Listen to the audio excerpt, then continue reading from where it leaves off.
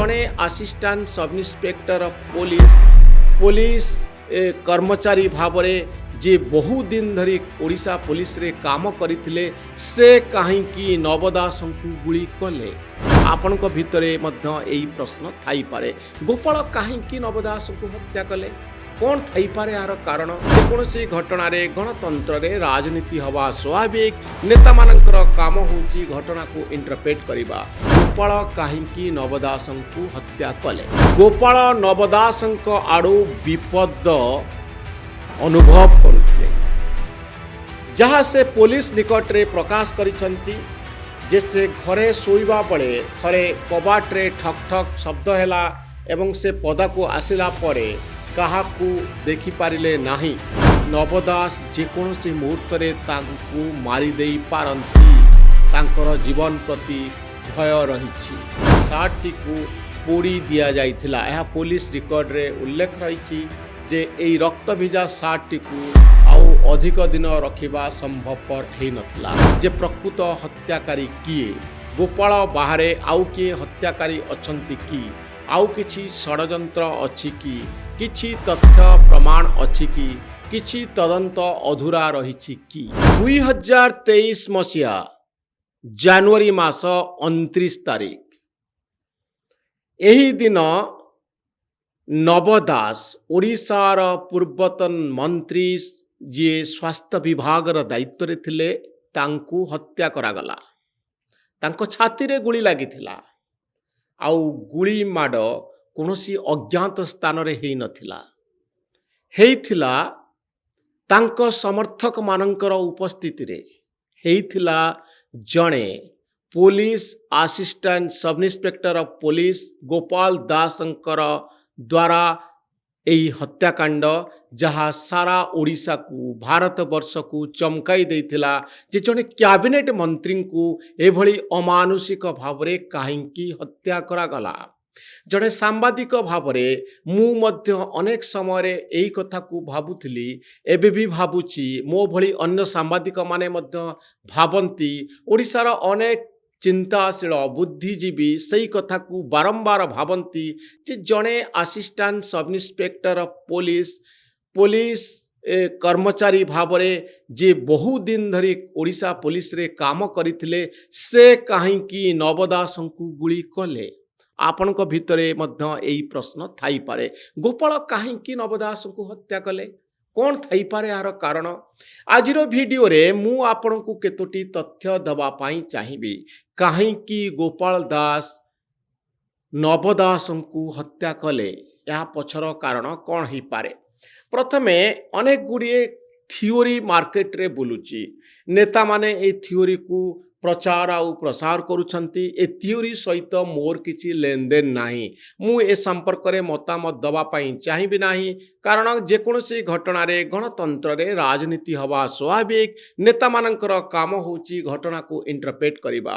जने सांबादिक भाव रे मु केतोटी प्रश्न उठेबा पाई चाहिबी एवं मो पाखरे थिबा तथ्य मो आपनक सामना रे रखिबी जे गोपाल काहेकि नव दास को हत्या कले।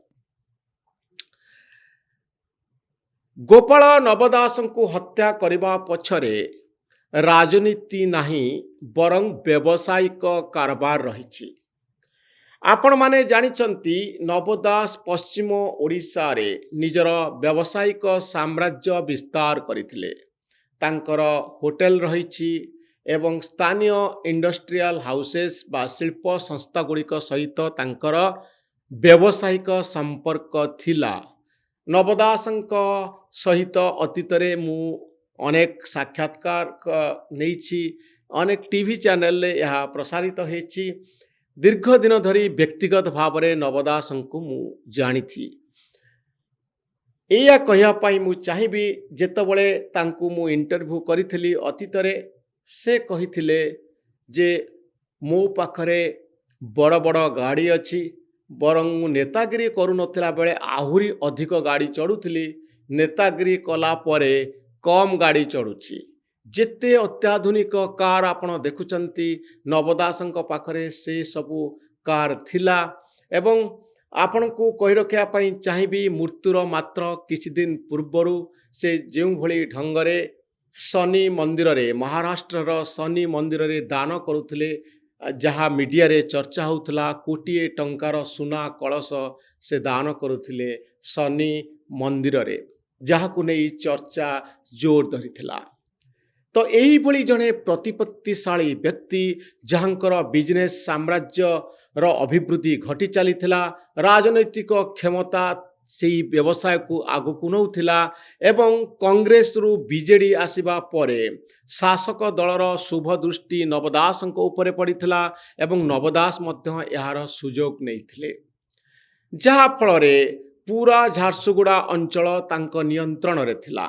ଗୋପାଳ ହେଉଛନ୍ତି ସେହି ଛୋଟ ପୋଲିସ କର୍ମଚାରୀ, ଯାହାଙ୍କର ନବ ଦାସଙ୍କର ଅତି ନିକଟତମ ଲୋକଙ୍କ ସହିତ ଗଣ୍ଡଗୋଳ ହୋଇଥିଲା। ଯେଉଁମାନେ ବିଭିନ୍ନ ଶିଳ୍ପ ସଂସ୍ଥା ସହିତ ଜଡ଼ିତ, ଯେଉଁମାନେ ଟ୍ରକରେ କାରବାର କରନ୍ତି, ଜଣେ ପୋଲିସ କର୍ମଚାରୀ ହିସାବରେ ସେମାନଙ୍କ ଭିତରୁ ଜଣେ ବ୍ୟକ୍ତିଙ୍କ ସହିତ ଗୋପାଳଙ୍କର ଝଗଡ଼ା ହୋଇଥିଲା। ମାମଲା ନବ ଦାସଙ୍କ ପାଖକୁ ଯାଇଥିଲା ଏବଂ ଗୋପାଳ ନବ ଦାସଙ୍କ ଆଡ଼ୁ ବିପଦ ଅନୁଭବ କରୁଥିଲେ, ଯାହା ସେ ପୋଲିସ ନିକଟରେ ପ୍ରକାଶ କରିଛନ୍ତି ଯେ ସେ ଘରେ ଶୋଇବା ବେଳେ ଥରେ କବାଟରେ ଠକ୍ ଠକ୍ ଶବ୍ଦ ହେଲା ଏବଂ ସେ ପଦାକୁ ଆସିଲା ପରେ କାହାକୁ ଦେଖିପାରିଲେ ନାହିଁ। ପୂର୍ବରୁ ନବ ଦାସ ତାଙ୍କୁ ଧମକ ଦେଇଥିଲେ, ଏକଥା ପୋଲିସ ଆଗରେ ଗୋପାଳ କହିଛି।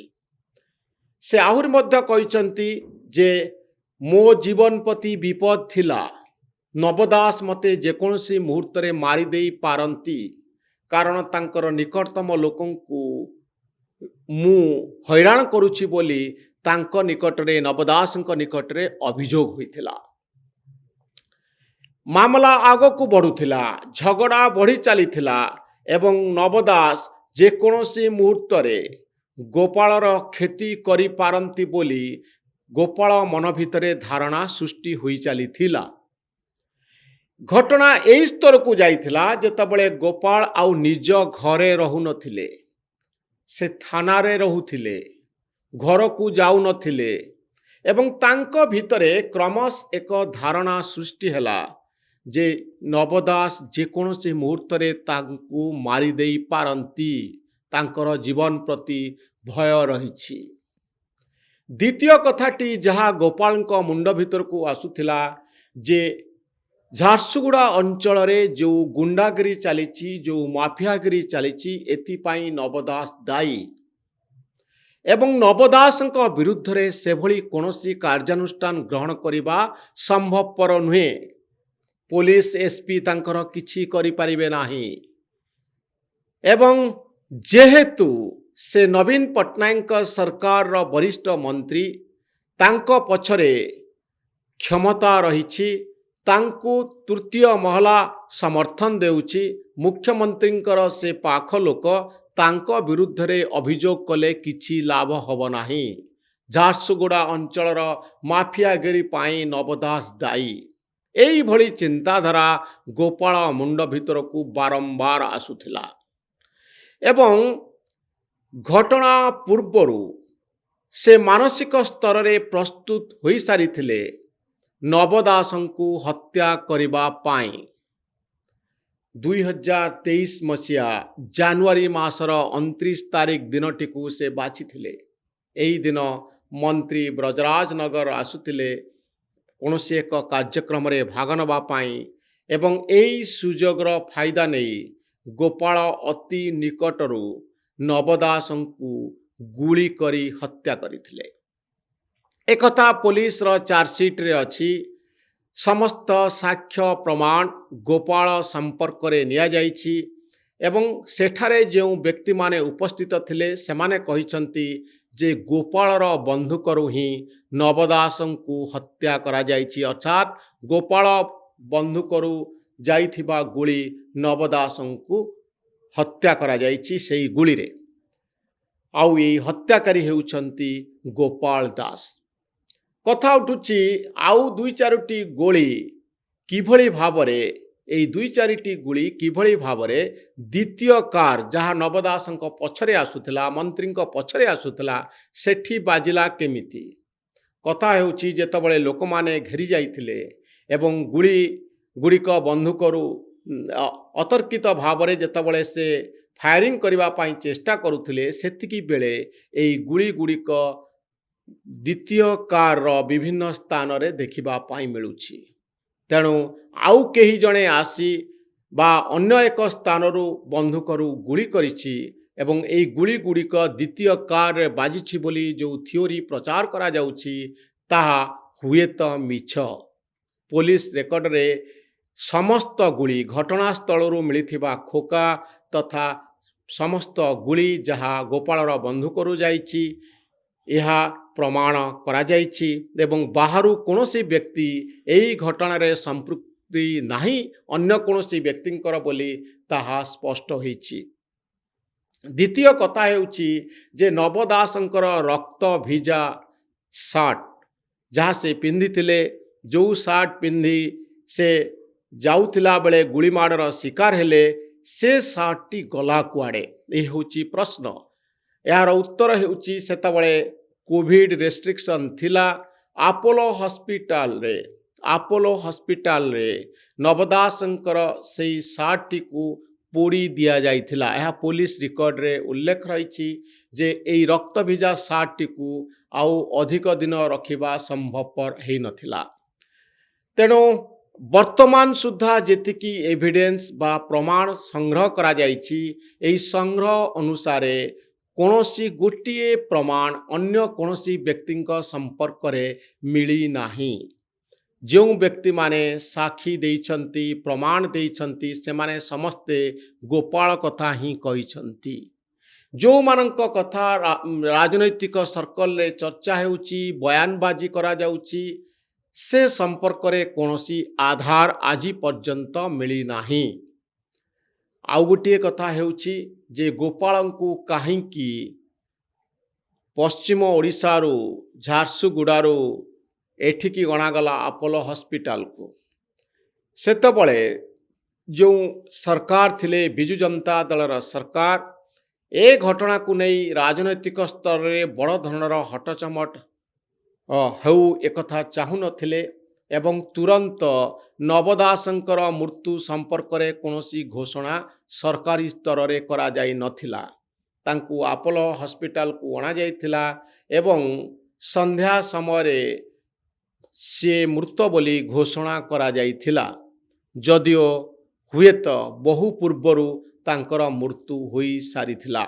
ତେଣୁ କେଉଁ ଉଦ୍ଦେଶ୍ୟ ରଖି ନବ ଦାସଙ୍କୁ ଝାରସୁଗୁଡ଼ାରୁ ଭୁବନେଶ୍ୱର ଅଣାଗଲା ତାହା ଏବେ ବି ପ୍ରଶ୍ନବାଚୀ ତିଆରି କରିଛି ଏବଂ ଯାହା ଜଣାପଡ଼ୁଛି ହୁଏତ ରାଜନୈତିକ ସ୍ତରରେ ଯେଭଳି ବିଜୁ ଜନତା ଦଳ ସରକାର ଅସୁବିଧାରେ ନ ପଡ଼ିବ ସେଇଥିପାଇଁ ଏହି ପଦକ୍ଷେପ ସରକାର ନେଇଥିଲେ।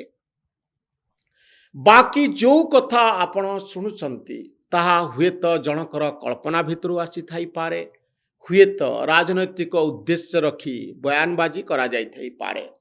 ଏକଥା ସତ ଯେ ନବଙ୍କର ପ୍ରତିଆରା ବଢ଼ୁଥିଲା ଏବଂ ସେ କ୍ରମଶଃ ଅଧିକରୁ ଅଧିକ କ୍ଷମତାଶାଳୀ ହେଉଥିଲେ, ଯାହାକୁ ଦେଖି ସେତେବେଳେ ବିଜୁ ଜନତା ଦଳକୁ ଚଳାଉଥିବା ବ୍ୟକ୍ତିମାନଙ୍କ ଭିତରେ ଚିନ୍ତା ଥିଲା ହୁଏତ ଧୀରେ ଧୀରେ ନବଙ୍କୁ ସାଇଡ୍ କରିବା ପାଇଁ ଉଦ୍ୟମ କରାଯାଉଥିଲା, ଚିନ୍ତା କରାଯାଉଥିଲା। ସେ ପ୍ରକ୍ରିୟା ଆରମ୍ଭ ହୋଇସାରିଥିଲା। କିନ୍ତୁ ନବ ଦାସଙ୍କୁ ହତ୍ୟା କରିବା ପାଇଁ କୌଣସି ଏକ ଷଡ଼ଯନ୍ତ୍ର ଥିଲା, ସେଥିପାଇଁ ଗୋପାଳଙ୍କୁ ବ୍ୟବହାର କରାଗଲା, ଏ ସମ୍ପର୍କରେ ଆଜିର ଦିନରେ କୌଣସି ପ୍ରମାଣ ମିଳିନାହିଁ, କୌଣସି ତଥ୍ୟ ହସ୍ତଗତ ହୋଇନାହିଁ। ଭାରତୀୟ ଜନତା ପାର୍ଟିର ସରକାର କ୍ଷମତାକୁ ଆସିଛି। କ୍ଷମତାକୁ ଆସିଲା ପରେ ପୋଲିସ ରେକର୍ଡକୁ ଯାଞ୍ଚ କରିବା, ନୂଆ ଅଫିସରଙ୍କ ଦ୍ୱାରା ପୁରା ଘଟଣାର ତର୍ଜମା କରିବାର ଦାୟିତ୍ୱ ଭାରତୀୟ ଜନତା ପାର୍ଟି ସରକାରଙ୍କର। ସରକାରୀ ସ୍ତରରେ, ପୋଲିସ ସ୍ତରରେ କିଛି ନୂଆ ତଥ୍ୟ ପଦାକୁ ଆସୁଛି କି? ଏ ହେଉଛି ସବୁଠାରୁ ବଡ଼ ପ୍ରଶ୍ନ। ସରକାର ଜାଣିଛନ୍ତି ଯେ ପ୍ରକୃତରେ ନବ ଦାସଙ୍କୁ କିଏ ହତ୍ୟା କରିଛି। ଯେଉଁ ବୟାନବାଜି ହେଉଛି ତା ପଛରେ ରାଜନୀତି ଅଛି ନା ସତ୍ୟତା କିଛି ରହିଛି? ବଡ଼ କଥା ହେଉଛି ସରକାର ଚାହିଁଲେ ପୁରା ତଥ୍ୟକୁ ତର୍ଜମା କରି ଲୋକଙ୍କ ଭିତରେ ବିଶ୍ୱାସ ସୃଷ୍ଟି କରିପାରିବେ ଯେ ପ୍ରକୃତ ହତ୍ୟାକାରୀ କିଏ। ଗୋପାଳ ବାହାରେ ଆଉ କିଏ ହତ୍ୟାକାରୀ ଅଛନ୍ତି କି? ଆଉ କିଛି ଷଡ଼ଯନ୍ତ୍ର ଅଛି କି? କିଛି ତଥ୍ୟ ପ୍ରମାଣ ଅଛି କି? କିଛି ତଦନ୍ତ ଅଧୁରା ରହିଛି କି? ସରକାର ଚାହିଁଲେ ଏହା କରିପାରିବେ। ଏଥିରେ ସିବିଆଇ ତଦନ୍ତର ଆବଶ୍ୟକତା ନାହିଁ। ମୋତେ ଲାଗୁଛି ସିବିଆଇ ତଦନ୍ତ ପାଇଁ ଯେଉଁ ବୟାନବାଜି ଆରମ୍ଭ ହୋଇଛି ଏହା ଭାରତୀୟ ଜନତା ପାର୍ଟି ଆଡ଼କୁ ଅଙ୍ଗୁଳି ନିର୍ଦ୍ଦେଶ କରୁଛି ଯେ ଆପଣମାନେ ତ କହୁଥିଲେ ସିବିଆଇ ତଦନ୍ତ ହଉ, ଏବେ ଆମେ କହୁଛୁ ଆପଣ ସିବିଆଇ ତଦନ୍ତ କରନ୍ତୁ। ଏକଥା ଦୀପାଳି କହୁଛନ୍ତି ଏବଂ ବିଜୁ ଜନତା ଦଳ କହୁଛନ୍ତି। ତେଣୁ ଏହା ମଧ୍ୟ ଏକ ରାଜନୈତିକ ସ୍ତରର ବୟାନବାଜି। ପ୍ରକୃତ ସତ୍ୟ ହୁଏତ ଦୀପାଳି ଜାଣନ୍ତି, ପ୍ରକୃତ ତଥ୍ୟ ହୁଏତ ତାଙ୍କ ଭାଇ ବିଶାଳ ବି ଜାଣନ୍ତି, ପ୍ରକୃତ ତଥ୍ୟ ହୁଏତ ବିଜୁ ଜନତା ଦଳର ନେତା ତଥା ଭାରତୀୟ ଜନତା ପାର୍ଟିର ବରିଷ୍ଠ ନେତା ଏବଂ ବରିଷ୍ଠ ପୋଲିସ ଅଫିସରମାନେ ଜାଣନ୍ତି। ତେଣୁ ଯଦିବା ଜାଣିନାହାନ୍ତି, ପୋଲିସ ଫାଇଲକୁ ଏଡ଼େଇଲେ ସମ୍ପୂର୍ଣ୍ଣ ତଥ୍ୟ ମିଳିପାରିବ। ଏଥିରୁ ଯଦି ସନ୍ଦେହ ସୃଷ୍ଟି ହେବ ତାହେଲେ ସିବିଆଇ ତଦନ୍ତ କଥା ଚିନ୍ତା କରିବା ଜରୁରୀ। କିନ୍ତୁ ବର୍ତ୍ତମାନ ପରିସ୍ଥିତିରେ ଗୋପାଳ ହିଁ ହତ୍ୟାକାରୀ ଏବଂ କେଉଁ କାରଣରୁ ଗୋପାଳ ନବ ଦାସଙ୍କୁ ହତ୍ୟା କରିଛି ସେ ସମ୍ପର୍କରେ ପୁରା ତଥ୍ୟ ପୋଲିସ ରେକର୍ଡ କରିଛି ଏବଂ ଏ ସମ୍ପର୍କରେ ଯଥେଷ୍ଟ ପ୍ରମାଣ ଯୋଗାଡ଼ କରିଛି। ବଡ଼ କଥା ହେଉଛି ମିଛ ଧରା ଯନ୍ତ୍ର ବା ଲାଇ ଡିଟେକ୍ଟର ଟେଷ୍ଟ ମାଧ୍ୟମରେ ଗୋପାଳ ତାର ମନର କଥା ପୋଲିସକୁ କହିସାରିଛି ଏବଂ ସେହି ଆଧାରରେ ପ୍ରମାଣ ଯୋଗାଡ଼ ମଧ୍ୟ ହୋଇସାରିଛି। ତେଣୁ ଏକଥା ମଧ୍ୟ ଭାରତୀୟ ଜନତା ପାର୍ଟିର ସରକାର ଜାଣିପାରିବେ ଯେ ଲାଇ ଡିଟେକ୍ସନ ଟେଷ୍ଟ ବା ମିଛ ଧରା ପରୀକ୍ଷାରେ ଗୋପାଳ ପ୍ରକୃତରେ କୌଣସି ବ୍ୟକ୍ତିଙ୍କର ନାଁ ନେଇଛନ୍ତି କି ନାହିଁ, କୌଣସି ରାଜନୈତିକ ବ୍ୟକ୍ତି ଏ କ୍ଷେତ୍ରରେ ତାଙ୍କୁ ସହଯୋଗ କରିଛନ୍ତି କି ନାହିଁ, କିଛି କନସ୍ପିରେସି ବା ଷଡ଼ଯନ୍ତ୍ର ହେଇଛି କି ନାହିଁ, ଏ ସମସ୍ତ ରିପୋର୍ଟ ପୋଲିସ ହେଡ଼କ୍ୱାର୍ଟରରେ ମହଜୁଦ ଅଛି। ଯେକୌଣସି ବରିଷ୍ଠ ପୋଲିସ ଅଫିସର ଏ ସମ୍ପର୍କରେ ତର୍ଜମା କରିପାରିବେ ଏବଂ ପୁରା ତଥ୍ୟ ଜାଣିପାରିବେ। ତେଣୁ ଗୋପାଳକୁ କିଏ ମାରିଛି ଏକଥା ଯେତେବେଳେ ସ୍ପଷ୍ଟ ହୋଇଯାଇଛି, ଆପଣଙ୍କ ମନ ଭିତରେ ଉଠୁଥିବା ସନ୍ଦେହ ସମ୍ପର୍କରେ ଆପଣ କମେଣ୍ଟ ବକ୍ସରେ ଲେଖନ୍ତୁ। ଆଉ ଏ ଭିଡ଼ିଓଟି ଆପଣଙ୍କୁ କେମିତି ଲାଗିଲା ସେ ସମ୍ପର୍କରେ ମତ ରଖନ୍ତୁ। ଧନ୍ୟବାଦ, ନମସ୍କାର।